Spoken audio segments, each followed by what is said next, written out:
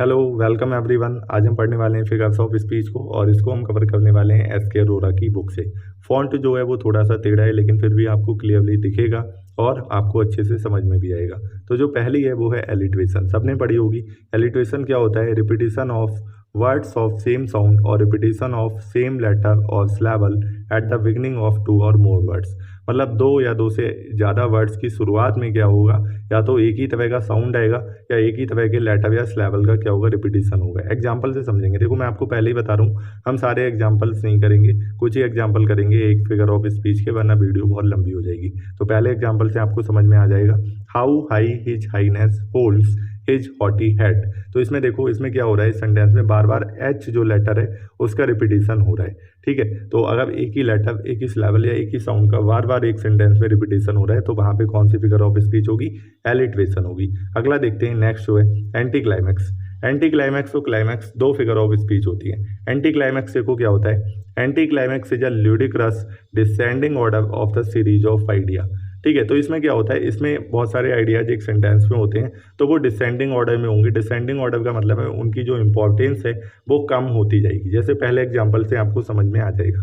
He lost his wife, his daughter, his sons, his watch all at one fell swoop। तो यहाँ पे देखो कहना कही जा रहा है, उसने अपनी वाइफ खो दी, डॉटर खो दी, बेटे जो है वो खो दिए और अपनी घड़ी खो दी। तो देखो इन सब के अगर कंपैरिजन में इस वॉच की बात की जाए तो इसका महत्व कुछ भी नहीं है। एक इंसान जैसे अपनी वाइफ खोई है, डॉटर खोई है, बेटा खोया है, तो उसने अपनी अगर वॉच खो भी दी तो क्या हो गया? ठीक है, तो ये जो है ये सीरीज ऑफ आइडियाज कैसे हैं? डिसेंडिंग ऑर्डर में। बात समझ में आ गई?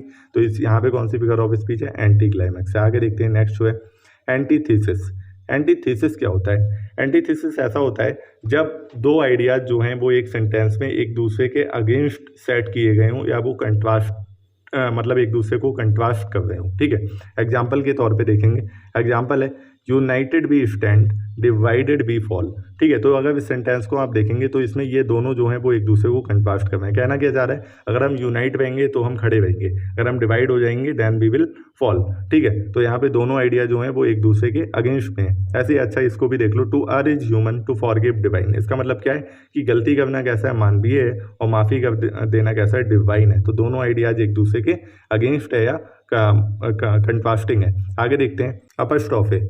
An apostrophe is a direct adverse to the dead, to the absent, to a personified object or idea। तो देखो apostrophe का मतलब क्या है, अगर यहाँ पे जो एडवर्स होगा, कोई भी एक सेंटेंस है वो एडवर्स किया जा रहा होगा, या तो वो इंसान डेड होगा या अब्सेंट होगा, अनुपस्थित होगा, या पर्सोनिफाइड ऑब्जेक्ट होगा या आइडिया होगा। ठीक है, तो जैसे एग्जांपल से आपको ज़्यादा क्लियर होगा। और इसमें कई बार आपको एक्सक्लेमेशन का मार्क देखने को मिल भी सकता है, नहीं भी मिल सकता है। देखने को मिल रहा हो तो आप सीधे लगा सकते हो अपस्ट्रॉफी ही होगी अगर वहाँ पे ऑप्शन में है। अगर नहीं है, जैसे ये तीसरा वाला देखो यहाँ पे नहीं है। ठीक है, तो जैसे मैं पहले और तीसरे एग्जाम्पल से आपको क्लियर करूँगा। Milton, thou shouldst be living at this hour. तो ये जो लाइन किसकी? ये वर्ड्सवर्थ की एक सोनेट है, उससे ये लाइन ली गई है जो उन्होंने मिल्टन को एडवर्स की गई थी। और ये लाइन भी इसमें सबसे पहले मिल्टन को ही एडवर्स की जा रही। तो मिल्टन जो है जब ये लाइन एडवर्स की गई उन्हें, तो मिल्टन उस समय मर चुके थे, वो नहीं थे, है ना। तो यहाँ पे कौन सी फिगर ऑफ स्पीच है? अपस्ट्रॉफी है। जैसे ये देख लो, ये हैमलेट से ये लाइन ली गई है, frailty Dai name is women, frailty Dai name is women, frailty तुम्हारा नाम ही वुमेन है। ठीक है, तो जो फ्रेल्टी है, फ्रेल्टी तो एक जो है एब्स्ट्रैक्ट चीज़ है, अब उसको जो है वो पर्सोनिफाई कर दिया है। ठीक है, तुम्हारा नाम क्या है? वुमेन है। तो फ्रेल्टी को ये लाइन एडवर्स की जा रही है, फ्रेल्टी को ये लाइन एडवर्स की जा रही है। तो यहाँ पे कौन सी फिगर ऑफ स्पीच होगी?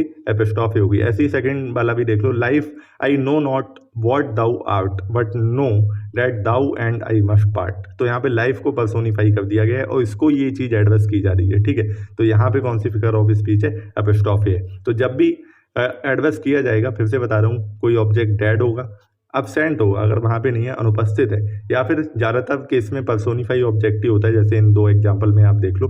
ठीक है, तो ऐसे केसेस में क्या होता है? फिगर ऑफ स्पीच क्या होती है? एपिस्ट्रॉफी होती है। नेक्स्ट जो है, अब एजोनेंस को देखो। एजोनेंस के केस में क्या होता है? वॉवेल साउंड जो है वो रिपीट करता है एक लाइन में। एक एग्जाम्पल से देख लेते हैं, पहला एग्जाम्पल देख लेते हैं, dear come near and fear not. इसमें क्या है, बार बार ये जो ई ए का साउंड है ये रिपीट कर रहा है। ठीक है, ये दोनों ही वॉवेल है और वॉवेल साउंड जो है वो इस लाइन में रिपीट कर रहा है। तो कौन सा है? एजोनेंस इसमें फिगर ऑफ स्पीच है।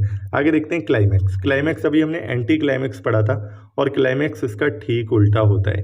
क्लाइमैक्स में क्या होता है, जो सीरीज ऑफ आइडियाज होते हैं वो असेंडिंग ऑर्डर में होते हैं। ठीक है, वो कैसे होते हैं, वो असेंडिंग। जैसे सेकंड एग्जांपल देख लो, इससे ज़्यादा समझ में आएगा। आई केम, आई सॉ, आई कॉन्कर्ड। मैं आया, मैंने देखा और मैंने कॉन्कर किया। तो ये जो है वो सबसे ज़्यादा इसकी इंपॉर्टेंस है। ठीक है, आना और देखना बड़ी बात नहीं है, कॉन्कर करना ज़्यादा बड़ी बात है। ठीक है, तो इसमें जो सीरीज ऑफ आइडिया होंगे वो कैसे होंगे, वो असेंडिंग ऑर्डर में होंगे। आगे देखते हैं नेक्स्ट जो है, ये है लाइटोटेस। इसमें क्या होता है, इसमें जो एक्सप्रेशन है, देखो ये भी बहुत ज़्यादा पूछी जाती है। इसमें एक नेगेटिव एक्सप्रेशन को बनाया जाता है ताकि वो एक स्ट्रॉन्ग अफर्मेटिव सेंस जो है उसको सजेस्ट करे।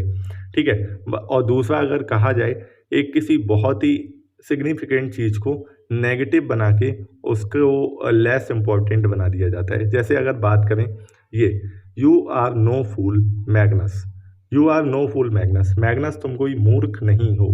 ठीक है, तो यहाँ पे अब सुनने में अजीब लग रहा है। अब अगर हम कहें मैग्नस तुम तो ब्रिलियंट हो, ठीक है, इंटेलिजेंट हो। अब इंटेलिजेंट को हमने कह दिया नो फूल, तो इंटेलिजेंट की बात वही है, इंटेलिजेंट को या नो फूल को, लेकिन वाइज को हो या नो फूल को, जो भी है, ये मैग्नस तुम तो बहुत वाइज हो, इंटेलिजेंट हो। लेकिन अगर हम वहाँ पे कह दें मैग्नस तुम तो कोई मूर्ख नहीं हो, तो उसकी जो भाषा की जो महत्वता है वो थोड़ी सी कम हो गई, है ना। तो यहाँ पे जब भी एक ऐसे वर्ड को नेगेटिव बना दिया जाता है, जैसे I am a citizen of no mean city, मैं किसी साधारण शहर का सिटीजन नहीं हूँ, या I am a citizen of a celebrated city, तो ये ज़्यादा अच्छा साउंड कर रहा है, ज़्यादा इसकी इंपॉर्टेंस लग रही है ना।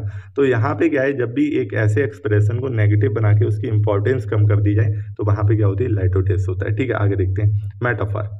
अच्छा, मेटाफर पढ़ने से पहले मैं आपको जो एक सिम्बली फिगर ऑफ स्पीच होती है वो पढ़ाऊंगा, उसके बाद मैं मेटाफर पढ़ाऊंगा। इसको अभी मैं स्किप कर रहा हूँ। आगे देखो मेटोनॉमी। देखो इसमें क्या होता है, मेटोनॉमी में क्या होता है, a thing is called by something which is associated with it. एक ऐसी चीज़ को उस चीज़ से कहा जाए जो इसके साथ एसोसिएटेड हो या उसके साथ जुड़ी हुई हो। जैसे चेयरमैन को आप चेयर से एडवर्स कर सकते हैं, you must adverse the chair, तो आप चेयर को एडवर्स नहीं कर रहे हैं, आप चेयरमैन को एडवर्स कर रहे हैं। बात समझ में आ रही है, आप किसको एडवर्स कर रहे हैं, चेयरमैन को एडवर्स कर रहे हैं। ऐसे ही आप full purse never lakhs friend, तो यहाँ पे फुल पर्स यहाँ पे क्या है, फुल पर्स विचमैन को बोला गया है। यहाँ पे अगर फुल पर्स की जगह विचमैन लगाओगे, या विचमैन नेवर लैक्स फ्रेंड, एक अमीर आदमी के पास कभी भी पैसों की कमी नहीं होती, तो यहाँ पे विचमैन के लिए फुल पर्स का यूज कर दिया गया है। तो मतलब अगर किसी चीज़ की जगह पे एक ऐसी चीज़ का प्रयोग कर दिया जाए जो उसके साथ एसोसिएटेड हो, तो वहाँ पे कौन सी फिगर ऑफ स्पीच होगी, मेटोनॉमी होगी। एक और देख लो, आई वॉज रीडिंग शेक्सपियर, तो शेक्सपियर को नहीं पढ़ रहे, शेक्सपियर के वर्क को पढ़ रहे हैं।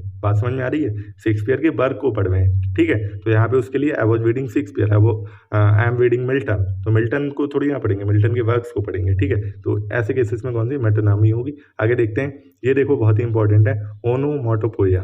इसमें क्या होता है, इसमें जो होता है, अगर कोई भी ऐसा सेंटेंस जिसमें एक साउंड की मतलब आपको झलक दिख रही है या कोई आवाज़ आपको वहाँ पे पता चल रही है, तो उस केस में क्या होगा, उस केस में ओनोमोटोपोइया, इसको जैसे भी प्रोनाउंस करेंगे, ठीक है, वो जो है वो फिगर ऑफ स्पीच होगी। जैसे अगर इस केस की बात करें, पहला एग्जांपल देखो, the curfew tolls the knell of a parting day, तो नेल क्या होती है, घंटी की आवाज़ होती है, तो यहाँ पे घंटी की आवाज़ आ रही है, तो ये वाली फिगर ऑफ स्पीच होगी। एक और देख लो, the murmuring haunt of flies, तो ये मर्मरिंग भी एक साउंड को ही इंडिकेट कर रहा है, तो ये भी क्या होगा, यहाँ पे भी यही फिगर ऑफ स्पीच होगी। जहाँ पे कोई भी साउंड आपको दिख रही है सेंटेंस में, कोई भी साउंड दिख रही है, आंख बंद करके लगा देना। ठीक है, नेक्स्ट है ऑक्सीमोरॉन। ऑक्सीमोरॉन क्या होता है, इसमें देखो दो अपोजिट वर्ड्स हो या आइडियाज या दो क्वालिटीज जो हैं एक दूसरे के जो अपोजिट होती हैं। जैसे अभी हमने एंटीथीसिस पढ़ा था, एंटीथीसिस में क्या होता है, एंटीथीसिस में दो आइडियाज़ को एक दूसरे के अगेंस्ट सेट किया जाता है, लेकिन इसमें दो वर्ड होंगे वो एक दूसरे के जस्ट अपोजिट होंगे। कहने का मतलब देख लो कि वो एंटोनिम ही होंगे सीधे सीधे। जैसे पहला एग्जांपल देखो, this is an open secret, दोनों जो अपोजिट वर्ड हैं उनको साथ में रख दिया जाएगा। This is an open secret, open और सीक्रेट एक दूसरे का अपोजिट है। ठीक है, ओपन खुला हुआ, सीक्रेट छुपा हुआ, बहस, तो ये एक दूसरे का अपोजिट है। तो यहाँ पे कौन सी फिगर ऑफ स्पीच होगी, ऑक्सीमोरन होगी, है ना। बात समझ में आ गई। ऐसे ये देखो, हिज ऑनर वुटेड इन डिसऑनर, तो ऑनर और डिसऑनर, फेथ अनफेथफुल, ये एक दूसरे के अपोजिट है ना। फॉल्स ट्रू, तो यहाँ पे ऑक्सीमोरन है। यहाँ पे कौन सी फिगर ऑफ स्पीच है, ऑक्सीमोरन है। आगे देखते हैं, नेक्स्ट जो है पैराडॉक्स। पैराडॉक्स देखो क्या होता है, paradox is a statement which looks absurd and contradictory but is well founded. देखो पैराडॉक्स एक ऐसा स्टेटमेंट होता है जो मतलब जिसमें एक गहरा सत्य छुपा हुआ होता है, ठीक है, लेकिन वो सुनने में अजीब लग सकता है, ठीक है, और अपने आप में कंट्राडिक्टरी होता है। जैसे ये देखो, पहला सेंटेंस देखो, the child is the father of man. Child is the father of man. तो चाइल्ड जो है वो एक मैन का क्या होता है, पिता होता है, ठीक है। तो चाइल्ड एक मैन का पिता कैसे हो सकता है, कैसे फादर हो सकता है, लेकिन यहाँ पे ये अपने आप में एक कंट्रास्टिंग है। चाइल्ड मैन जो है वो चाइल्ड का पिता हो सकता है, चाइल्ड मैन का पिता कैसे हो सकता है, ये कंट्रास्टिंग है अपने आप में, है ना, कंट्राडिक्टरी है। लेकिन इसमें एक गहरा सत्य छुपा हुआ है इस लाइन में। कहने का मतलब ये मैन जो है वो बचपन में जो कुछ सीखता है उसी से वो बड़े होके जो बनता है, ठीक है। मतलब जो भी वो बचपन की जो भी वो सीखता है वही वो आगे चल कर बनता है। मतलब जो चाइल्ड है वही फाउंडेशन है एक मैन की, कहना यहाँ पे ये चाह रहे हैं, ठीक है, इस स्टेटमेंट के माध्यम से। तो इसमें क्या है, पैराडॉक्स है, ठीक है। बात आपको समझ में आ गई, आगे देखते हैं। नेक्स्ट है पर्सोनिफिकेशन। पर्सोनिफिकेशन देखो मैं आपको ऐसे बता देता हूँ। पर्सोनिफिकेशन में जब कोई एब्स्ट्रैक्ट ऑब्जेक्ट या कोई नॉन लिविंग थिंग होती है उसको पर्सोनिफाई जब कर दिया जाए, कोई निर्जीव चीज़ जिसमें जान नहीं हो या कोई एब्स्ट्रैक्ट वस्तु या कोई आइडिया, अगर हम उसको पर्सोनिफाई कर देते हैं, पर्सोनिफाई करने का मतलब है उसको हम as a living being treat करते हैं, जैसे वह कोई जिंदा चीज़ हो, ठीक है। तो जैसे एग्जांपल देखते हैं तो वहाँ पे कौन सी फिगर ऑफ स्पीच होती है, पर्सोनिफिकेशन होती है। जैसे डेथ है, डेथ कैसी है, एक एब्स्ट्रैक्ट है, निराकार है ना। लेकिन अगर इसको हम देखें, death lays his icy hand on kings, death जो है अपने आईसी हैंड किंग्स पे रखती है। तो यहाँ पे डेथ के हाथ तो होते नहीं है। अब डेथ को हम ऐसे दिखा रहे हैं जैसे वह कोई जिंदा चीज हो, तो यहाँ पे कौन सी फिगर ऑफ स्पीच है, पर्सोनिफिकेशन है। अब देखो, लव इज ब्लाइंड, प्यार अंधा होता है। अब प्यार की आंखें बाकी तो होती नहीं है, लेकिन फिर भी हम उसको ऐसे दिखा रहे हैं जैसे कोई लिविंग चीज हो, तो लव इज ब्लाइंड, है ना। ऐसी anxiety sitting on a face, तो यहाँ पे सब में क्या है, पर्सोनिफिकेशन है। आगे देखते हैं पन जो है वो एक प्ले है वर्ड्स का। मतलब एक ही वर्ड, देखो इसको मैं सिंपल लैंग्वेज में समझा देता हूँ, एक ही वर्ड जो है वो दो चीज़ों को, दो या दो से ज़्यादा चीज़ों को इंडिकेट करेगा। जैसे इसमें एक आध एग्जांपल देख लेते हैं, इसको देख लेते हैं। Is life worth living, that depends on the liver, ठीक है। लाइफ जो है वो वर्थ लिविंग है या नहीं है, ये किस पे डिपेंड करता है, लिवर पे डिपेंड करता है। तो यहाँ पे जो लिवर ये वर्ड है ये दो चीज़ों को इंडिकेट करता है। एक तो आपका लीवर जो होता है, ठीक है, लीवर अच्छा होगा तो ठीक है, और नहीं है तो भाई वर्थ लिविंग नहीं है, ठीक है। और सेकंड चीज़, और लिवर मतलब जो ज़िंदगी जीने वाला होता है, तो यहाँ से दो जो है वो दो मीनिंग निकल रहे हैं एक ही वर्ड के। तो जब एक ही वर्ड दो या दो से ज़्यादा मीनिंग्स को इंडिकेट करता है तो वहाँ पे कौन सा होता है, पन होता है। आगे देखते हैं, जैसे यहाँ पे एक और देख लो, an ambassador is an honest man who lies abroad for the good of his country, ठीक है। तो यहाँ पे देखो लाई के दो मीनिंग है।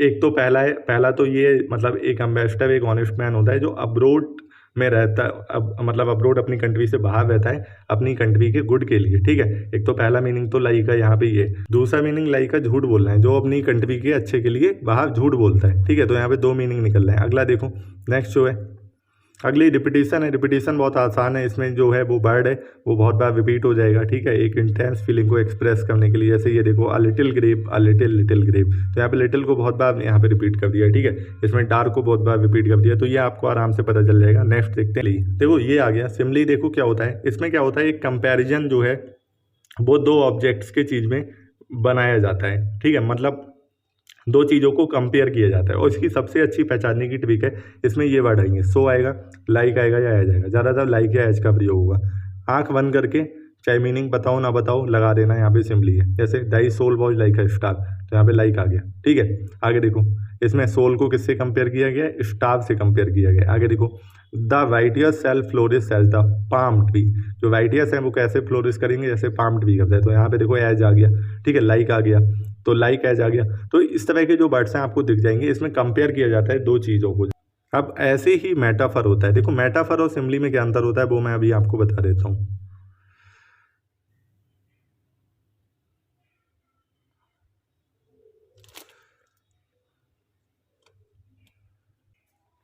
मेटाफर में भी दो ऑब्जेक्ट को कंपेयर किया जाता है, लेकिन इसमें सीधे सीधे कह दिया जाता है, ठीक है। जैसे अगर मैं आपको कहूँ, इसमें लाइक या एज वर्ड्स का प्रयोग नहीं किया जाता है, इसमें सीधे सीधे जो है वो कह ही दिया जाता है। जैसे ये सेंटेंस देख लो, the camel is ship of the desert, ऊँट जो है वो रेगिस्तान का जहाज है। यहाँ पे मेटाफर है, ऊँट को क्या कह दिया गया है, सीधे सीधे रेगिस्तान का जहाज कह दिया गया है, कंपेयर नहीं किया गया है। अगर मैं यहीं पे कहूँ ऊँट जो है वो रेगिस्तान के जहाज जैसा है, camel is like the ship of the desert, तो यहाँ पे सिमिली है, ठीक है। लेकिन अगर मैंने लाइक हटा दिया, camel is the ship of the desert, तो यहाँ पे क्या हो जाएगा, मेटाफर हो जाएगा। मतलब ये वाले वर्ड हट जाएंगे, यहाँ पे लाइक एज का प्रयोग नहीं होगा, सीधे सीधे कंपेयर नहीं किया जाएगा, सीधे सीधे कह दिया जाएगा। जैसे ये देखो, love is the spice of life, love को यहाँ पे क्या कह दिया गया है, स्पाइस ऑफ लाइफ कह दिया गया है। लेकिन अगर यहाँ पे ये होता है love is like the spice of life, तो यहाँ पे सिमली होता है। अगर यहाँ पे आ जाता है love is like the spice of life, तो क्या होता है, सिमली होता है। तो सिमली और मेटाफर में बहुत ही छोटा सा डिफरेंस होता है। सेकंड देख लो,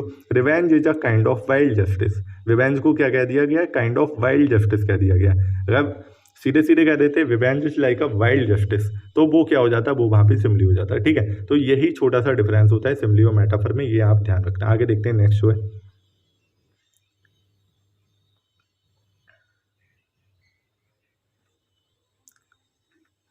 अगला है स्नैकडोकी। स्नैकडोकी क्या होता है, देखो इसमें एक जो पूरी चीज़ होती है उसके एक पार्ट से, मतलब उसके एक पार्ट से उस पूरी चीज़ को दिखाया जाता है, या एक पूरी चीज़ से उस पार्ट को दिखाया जाता है। जैसे एग्जांपल से आप ज़्यादा क्लियरली समझ पाएंगे, जैसे ये वाला सेंटेंस है, ये उसकी तरह अभी आपने मेटोनिमी पढ़ा था, लेकिन उससे थोड़ा सा डिफरेंट है। Give us this day our daily bread, ठीक है, give us this day our daily bread. तो यहाँ पे डेली ब्रेड का मतलब है खाने का, मतलब डेली ब्रेड का यहाँ पे क्या सिग्निफाई करता है, खाना सिग्निफाई करता है, पूरे फूड को सिग्निफाई करता है। तो फूड के अंदर ही ब्रेड आता है, ठीक है। तो फूड का ब्रेड जो है वो फूड का एक पार्ट है या नहीं है। ब्रेड पूरा खाना तो नहीं है, खाने में तो बहुत सारी चीज़ें हो सकती हैं, ब्रेड बस उसका एक पार्ट है। लेकिन इस ब्रेड के माध्यम से इस पूरे खाने को बताने की कोशिश की गई है, ठीक है। मतलब एक चीज़ है, उसके बस एक पार्ट से उस पूरी चीज़ को बताने की कोशिश की गई। इसके और एग्जांपल देख लो, ज़्यादा समझ में आ जाएगा। देख लो, a fleet of 50 sail left the harbour. तो फ्लीट जहाज़ों का बेड़ा होता है, कहना तो ये चाहिए a fleet of 50 ships, a fleet of 50 ships, लेकिन सेल जो है वो शिप का एक पार्ट है। तो इस सेल के माध्यम से पूरे शिप को बताने की कोशिश की गई है, पूरे जितने भी शिप्स हैं उनको बताने की कोशिश की गई। तो a fleet of 50 sail left the harbour, तो ये सेल क्या इंडिकेट करता है, पूरे शिप्स को इंडिकेट करता है। तो यहाँ पे स्नैकडोकी। एक और देख लो, all the best brains in Europe could not solve the problem. तो brain, all the best brain तो नहीं होगा, जितने भी मतलब लोग होंगे ना, वो इस प्रॉब्लम को सॉल्व नहीं कर सके। तो इंसान है, तो इंसानों का एक बॉडी पार्ट क्या है, ब्रेन। तो इस बॉडी पार्ट के माध्यम से उन लोगों को पूरा मतलब बताया गया है। All the best brains, brains का मतलब यहाँ पे जितने भी बेस्ट ब्रेन वाले पीपल होंगे, ठीक है, वो इस प्रॉब्लम को सॉल्व नहीं कर पाए। तो ये एक हिस्सा वो पूरे उन सारे इंसानों को सिग्निफाई कर पाए, ठीक है। तो यहाँ पे स्नैकडोकी है। बात समझ में आ गई आपको। आगे देखते हैं नेक्स्ट। ट्रांसफर्ड एपिथेट क्या होता है। ट्रांसफर्ड एपिथेट वो होता है जब जो एपिथेट है वो ट्रांसफ़र कर दिया जाता है, जो पर्सन होता है उसे ना देकर वो किसी और चीज़ पे ट्रांसफ़र कर दिया जाता है। जैसे एग्जांपल देख लो, सेकंड देख लो, इससे ज़्यादा समझ में आएगा। ही पास्ट अ स्लीपलेस नाइट, उसने एक स्लीपलेस मतलब उसने एक ऐसी रात गुजारी,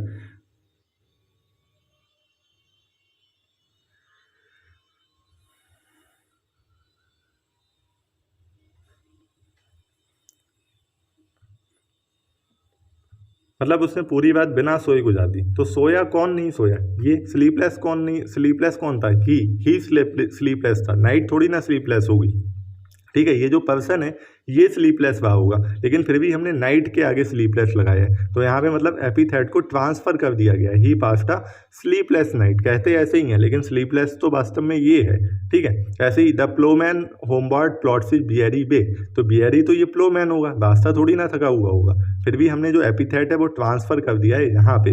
तो बात आई होप आपको समझ में आ गई होगी। जब एपिथेट को ट्रांसफर कर दिया जाता है तो उस केस में ट्रांसफर्ड एपिथेट जो होती है वो फिगर ऑफ स्पीच होती है। अभी और भी है फिगर ऑफ स्पीच, मैंने एक ही साइड की अभी ली है, दूसरी साइड भी अभी बची हुई है, ठीक है। यहाँ से शुरू करते हैं, सबसे ऊपर से, हाँ इधर। तो वो एपिग्राम क्या होता है।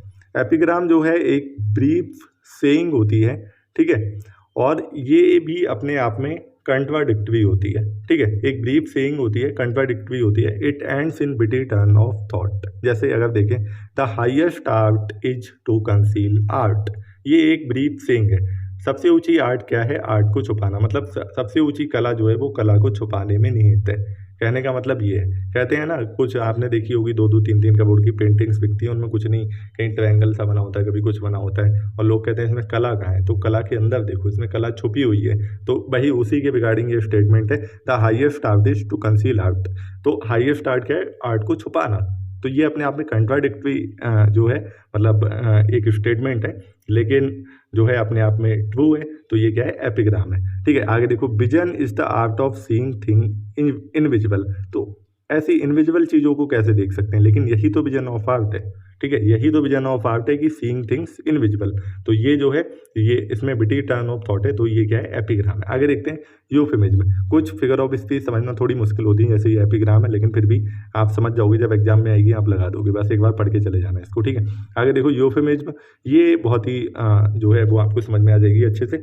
यूफेमिज्म क्या होती है, यूफेमिज्म में एक ऐसी चीज़ होती है जिसमें एक किसी बुरी चीज़ को, मतलब कोई ऐसी चीज़ होती है, मतलब जो बुरी तो नहीं कहेंगे, मतलब जो सुनने में ख़राब लगे, साउंड अच्छा ना करे, तो उसको हम एक ऐसे वर्ड से रिप्लेस कर दें जिससे वो सुनने में थोड़ी सी अच्छी लगे। जैसे हम अगर कहें वह मर गया, ठीक है, सुनने में अच्छा नहीं लग रहा है, वह मर गया, या तुम्हारी माता जी मर गई, तो अच्छा नहीं लग रहा है, तुम्हारी माता जी गुजर गई, मरने की जगह हमने गुजर। ठीक है, ही डाइड या ही पास्ट अवे, तो डाइड को हमने पास अवे से हमने रिप्लेस कर दिया, तो इसी को यूफेमिज्म कहते हैं। इसमें क्या होता है, एक डिसएग्रीबल थिंग को एक एग्रीबल नेम से हम क्या कर देते हैं, प्रेजेंट कर देते हैं। जैसे इस वाले सेंटेंस को देखो, सेकंड सेंटेंस को ही देख लो, ही हैज़ फॉलन एस्लीप। तो फॉलन एस्लीप का मतलब यही है कि वह मर गया, वह गुजर गया। ठीक है, तो यहाँ पे जो डेथ है, जो डाई वर्ड है, उसको फॉलन एस्लीप से हमने रिप्लेस कर दिया है। ठीक है, you are telling me a fairy tale. अब देखो, ये सुनने में अच्छा लग रहा है, you are telling me a fairy tale. ठीक है, लेकिन अगर हम किसी को मतलब एक तरह से हर्ट ना करना चाह रहे हैं, कोई आपका बहुत अच्छा फ्रेंड है, आपसे झूठ पे झूठ बोले जा रहा है, तो आप उससे बोल सकते हो कि, अब उससे बोलोगे तुम झूठ बोल रहे हो, तो वो बुरा मान जाएगा अचानक से। उससे बोलोगे तुम तो मुझे परियों की कहानियाँ सुना रहे हो, तो इतना वो बुरा नहीं मानेगा। ठीक है, सुनने में अच्छा लगेगा। तो यहाँ पे जो लाई वर्ड है, उसको ये फेरी टेल से रिप्लेस कर दिया। यू आर टेलिंग मी अ लाई की जगह फेरी टेल कह दिया गया। मतलब किसी एक ऐसी चीज़ जो सुनने में अच्छी ना लगे, अगर आप उसको किसी अच्छी चीज़ से रिप्लेस कर दो, तो वहाँ पे कौन सी फिगर ऑफ स्पीच होती है, यूफेमिज्म होती है। ठीक है, आपको समझ में आ गया होगा। एक्सक्लेमेशन क्या होता है, एक स्ट्रॉन्ग एक्सप्रेशन होता है। इसमें जनरली आपको ये एक्सक्लेमेशन का मार्क जो है वो देखने को मिलेगा जब एक स्ट्रॉन्ग एक्सप्रेशन होता है एक पर्टिकुलर क्वालिटी का। जैसे what a piece of work is man, इसमें आपने एक मतलब सेंटेंस को, अपनी फीलिंग्स को आप बहुत ही स्ट्रांगली एक्सप्रेस कर रहे हो। ठीक है, how sweet the moonlight स्लीप्स upon this bank, तो जो मूनलाइट है उसकी स्वीटनेस को आप बहुत ही स्ट्रांगली एक्सप्रेस कर रहे हो यहाँ पे। तो यहाँ पे कौन सी है, एक्सक्लेमेशन है। अब देखो, हाइपरबोल क्या होता है, हाइपरबोल होता है जब आप बात को बहुत बड़ा चढ़ा के कह दो, हिंदी में इसे बोलते हैं अतिशयोक्ति अलंकार। ठीक है, जब आप किसी बात को बहुत बड़ा चढ़ा के कह दो, जैसे ये देखो, पहला ये एग्जाम्पल, इससे समझ में आ जाएगा। All the perfumes of Arabia will not Sutton this little hand, मतलब पूरे अरबिया का परफ्यूम भी इन हाथों को सही नहीं कर सकता। तो देखो, पूरे अगर आप थोड़ा सा ही परफ्यूम हाथों पे डाल दो तब भी वो स्वीट हो जाएंगे नहीं हो जाएंगे। तो अगर पूरे अरबिया का डाल दोगे तो फिर कहना ही गया। लेकिन अगर पूरे अरबिया का परफ्यूम भी इन छोटे से हाथों को स्वीट नहीं कर पाएगा, तो यहाँ पे मतलब कुछ और कहना चाह रहा है, हाइपरबोल है यहाँ पे कहना ये चाह रहा है कि अगर पूरे अरबिया का भी परफ्यूम इन हाथों पे डाल दो तब भी इन हाथों ने जो गुनाह किए हैं वो नहीं सही हो पाएंगे, है ना। तो कहना ये चाह रहा है, लेकिन यहाँ पे क्या है, हाइपरबोल है, अतिशयोक्ति है। जैसे एक एग्जांपल और देख लो, तीसरा एग्जांपल है, why man if the river were dry I am able to fill it with tears. तो अगर ड्राई रिवर को कोई क्या अपने आंसुओं से फिल कर सकता है, लेकिन वो आदमी अपना दुख बता रहा है इन लाइन्स के माध्यम से कि उसके अंदर इतना दुख है कि वो अपने आंसुओं से एक सूखी नदी को भी भर सकता है। तो यहाँ पे क्या है, हाइपरबोल है। ठीक है, आई होप आपको समझ में आ गया होगा। अब देखो, आयरनी क्या होती है, बहुत लंबी चौड़ी डेफिनेशन लिखी है। आयरनी मैं आपको नॉर्मली बहुत ही ऐसी बता दे रहा हूँ। एवनी वो चीज़ होती है जब आप कहना कुछ और चाह रहे हो और कहते कुछ और हैं। जैसे कोई मूर्ख आदमी है, उससे कह दो अरे भाई तुम तो बड़े बुद्धिमान हो। ठीक है, तो इस तरह से ऐसा कोई स्टेटमेंट जब आप कहना दूसरी चीज़ चाह रहे हो, मतलब आपका अर्थ कुछ और हो और आप कह कुछ और रहे हो, तो वहाँ पे क्या होता है, एवनी होती है। ठीक है, वो अगर कोई अच्छा एग्जाम्पल मिलेगा तो मैं आपको बताता हूँ। जैसे ये देख लो, I fear I wrong the honourable man whose dagger have stabbed Caesar. तो ये लाइन जो है वो जूलियस सीजर शेक्सपियर के प्ले से ली गई। यहाँ पे ब्रूटस को ऑनरेबल बोला गया है। ठीक है, तो ब्रूटस ने सीजर को स्टैप किया था, तो वो कहीं से कहीं तक ऑनरेबल तो होगा नहीं। जैसे ये सेकंड वाला भी उसी के ऊपर है, yet Brutus says he was ambitious, yet Brutus says he was ambitious. ये लाइन जो है वो एंटोनियो कह रहा है जब वो फ्यूनरल स्पीच देता है। हाँ, यहाँ पे होगा ये, and Brutus is an honourable man. तो ब्रूटस को ये ऑनरेबल मैन कहना चाह रहा है, कह रहा है, लेकिन इसका अर्थ कुछ और है। कौन कह रहा है यहाँ पे, एंटोनियो कह रहा है। ठीक है। जब एंटोनियो जो था वो सीजर का इतना अच्छा फ्रेंड था, ब्रूटस ने इसका मर्डर कर दिया है, तो ऑब्वियसली उसका मतलब तो बिल्कुल भी नहीं होगा कि ब्रूटस एक ऑनरेबल मैन है, लेकिन वो यहाँ पे बस वर्ड्स के माध्यम से कह रहे हैं। अगर आपने ये प्ले पढ़ा होगा आप तुरंत बता दोगे यहाँ पे जो फिगर ऑफ स्पीच है वो कौन सी है, आयरनी है। जैसे ये एक बुद्ध मूर्ख आदमी से कहा जा रहा है कि wisdom shall die with you, ठीक है, no doubt ye are the people wisdom shall die with you. तो यहाँ पे एक मूर्ख आदमी से कह रहे हो कि बुद्धिमत्ता तो तुम्हारे साथ मर जाएगी, तो यहाँ पे भी कौन सी फिगर ऑफ स्पीच है, आयरनी है। चलिए आज की क्लास को यहीं खत्म करते हैं। आई होप आपको फिगर्स ऑफ स्पीच अच्छे से समझ में आ गई होंगी। अब आप क्वेश्चन करके देखना, 100% आपसे क्वेश्चन होंगे। चलिए मिलते हैं नेक्स्ट क्लास में।